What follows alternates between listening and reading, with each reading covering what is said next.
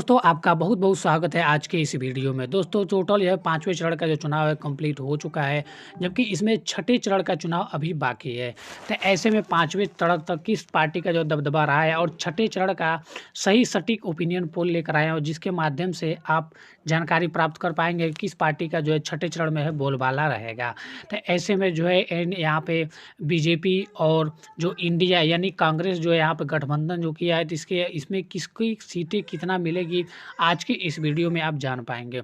मैं आपको बता दूँ कि यहाँ पे महागठबंधन और बीजेपी में आपसी में जो है टकराव हो रहा है। तो दोस्तों इसमें छठवें चरण में किस पार्टी का पलड़ा भारी रहेगा, इस सटीक सटीक और सही सर्वे के माध्यम से आप जान जाएँगे। तो दोस्तों आप वीडियो में बने रहिए, मैं आपको सही और सटीक ओपिनियन पोल बताने वाला हूँ। यहाँ पे मैं आपको बता दूँ कि सबसे पहले हम लोग बात करें उत्तर प्रदेश राज्य की।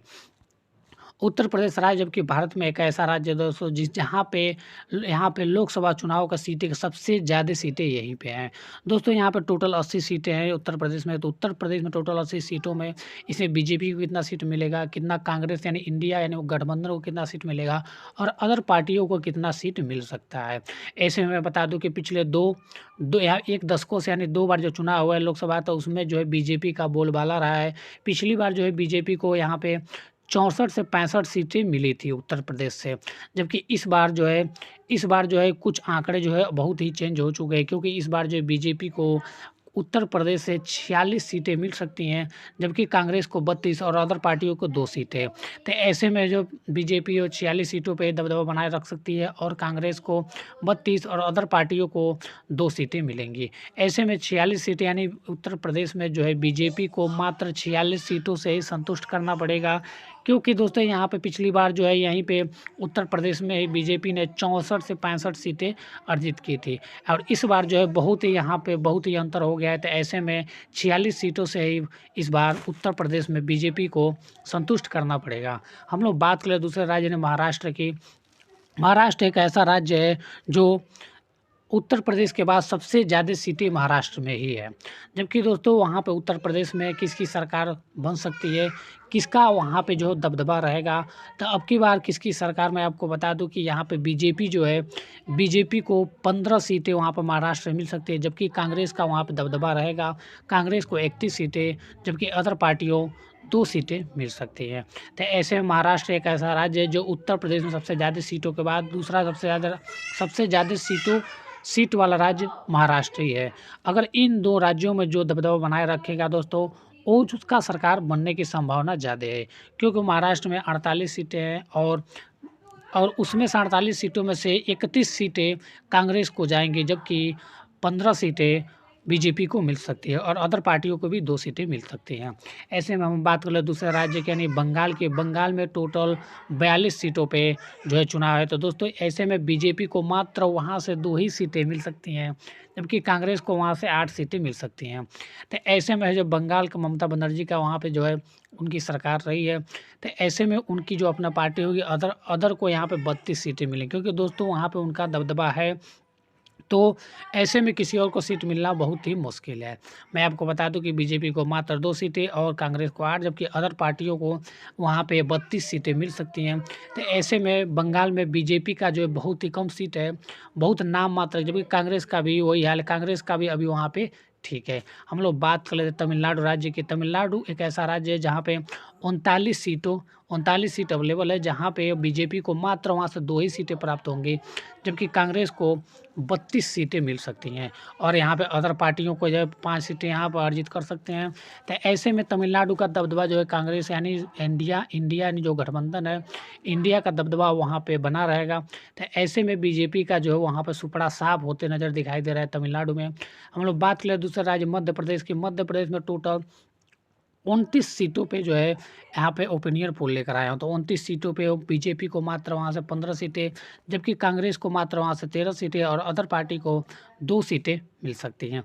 तो यहाँ पे मध्य प्रदेश में बीजेपी का जबकि दबदबा थोड़ा रहेगा, जबकि उसके बाद कांग्रेस का भी रहेगा और अदर पार्टियाँ का भी रहेगा।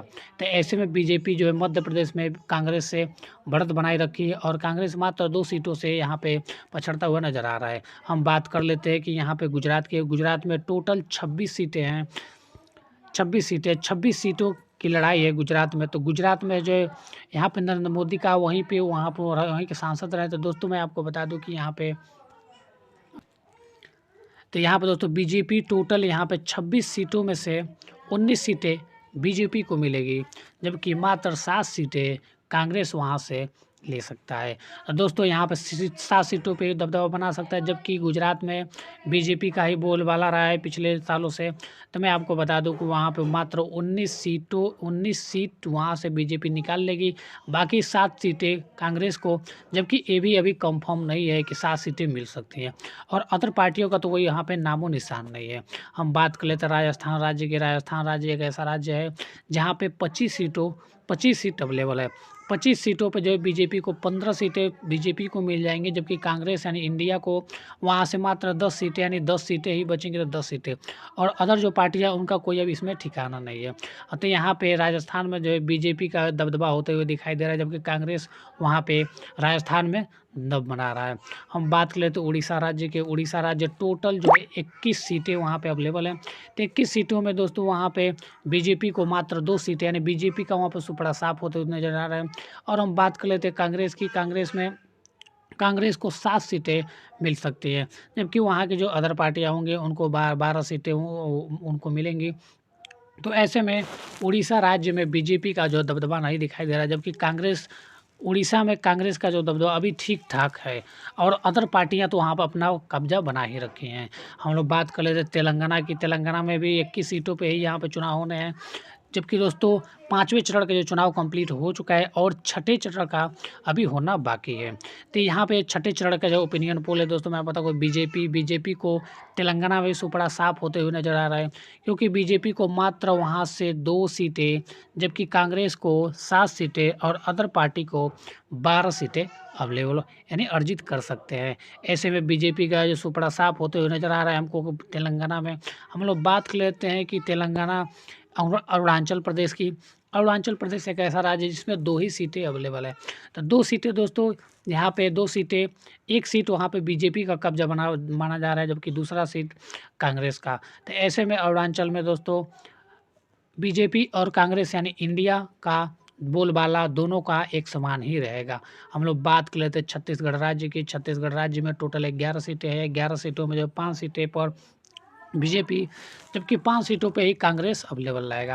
तो ऐसे में दोस्तों यहाँ पे छत्तीसगढ़ में भी कांग्रेस और बीजेपी आपस की जो लड़ाई है एकदम सेम टू सेम दिखाई दे रही है। अब वहाँ पे एक सीट जो है अदर पार्टी को जा सकती है। हम बात कर लेते हैं उत्तराखंड राज्य की। उत्तराखंड राज्य में टोटल 5 सीटें हैं। 5 सीटों में जिसमें 3 सीटें बीजेपी को और 2 सीटें कांग्रेस को मिल सकती हैं।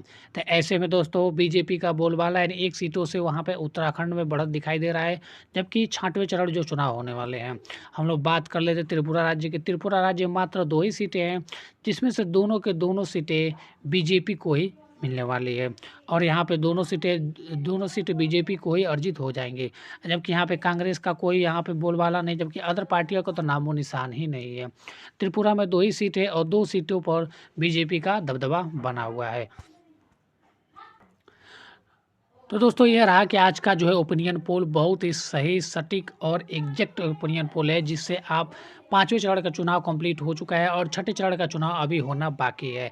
तो ऐसे में दोस्तों जो है ओपिनियन पोल जो है छठे चरण का है, इसमें जो है इसमें सभी देख रहे थे। यहाँ पे आप बता सकते हैं कि किस पार्टी का बोलबाला आपको दिखाई दे रहा है, जबकि ये सटीक और सर्वे सटीक ओपिनियन पोल है, जिसके माध्यम से आप जान गए हैं कि किस पार्टी को कितने सीटें मिल सकती हैं। तो ऐसे में आपको बता दूं कि लोकसभा चुनाव को लेकर अमित शाह जो 2024 में एक ऐसे बोली जहां पर देख रहे हैं क्या कह रहे हैं कि अमित शाह बोले आतंकियों और पत्थरबाजों के परिवारों को जम्मू कश्मीर में सरकारी नौकरी नहीं मिलेगी। यानी जम्मू कश्मीर में जो है जो भी पत्थरबाज और आतंकवादी है उनके परिवारों को नौकरी नहीं मिलेगी। ये किसका बयान है? अरे अमित शाह के। यानी केंद्रीय गृह मंत्री अमित शाह ने कहा कि जम्मू कश्मीर में किसी भी आतंकवादी के परिवार का सदस्य या पत्थरबाजों के करीबी रिश्तेदारों को सरकारी नौकरी नहीं मिलेगी।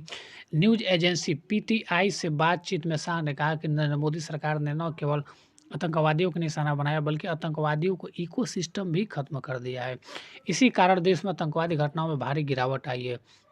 शाह ने कहा है कि हमें निर्णय लिया है कि यदि कोई आतंकवादी संगठन में शामिल होता है तो उसके परिवार के सदस्यों को कोई भी सरकारी नौकरी नहीं मिली। शाह ने कहा कि इस तरह अगर कोई पत्थरबाजी करेगा तो उसके परिवार के सदस्यों को भी सरकारी नौकरी नहीं मिलेगी। उन्होंने कहा कि कुछ मानवाधिकार कार्यकर्ताओं के फैसलों के खिलाफ सुप्रीम कोर्ट गए, लेकिन अंत में सरकार की जीत हुई।